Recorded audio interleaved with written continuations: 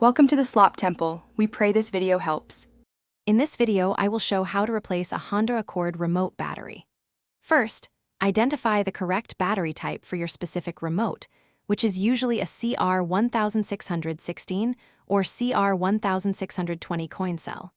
You will also need a small flathead screwdriver and a new battery. Make sure you have a clean, well-lit area to work in, as the components are tiny and can be easily misplaced. This preparation ensures a smooth and quick battery change. Now, let's open the remote. Look for a small notch, typically on the side of the remote's casing. Insert your small flathead screwdriver into this notch. Apply gentle pressure to pry the two halves apart. Be careful not to use excessive force, as this could damage the plastic clips or the internal components. The goal is to separate the case smoothly, revealing the circuit board and the old battery inside.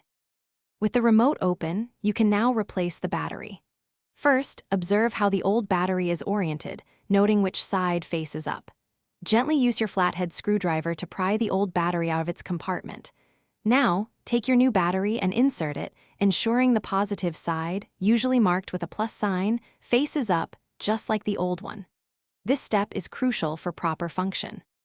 Finally, it's time to reassemble your remote. Carefully align the two halves of the casing and press them firmly together until you hear a click, indicating they are securely fastened. Once reassembled, test the remote's functionality with your Honda Accord to ensure it locks and unlocks the doors properly. If it doesn't work, double-check the battery orientation. Also, remember to check the description for a link to some amazing darn tough socks and other great deals. Thanks for watching. Consider subscribing if we helped you.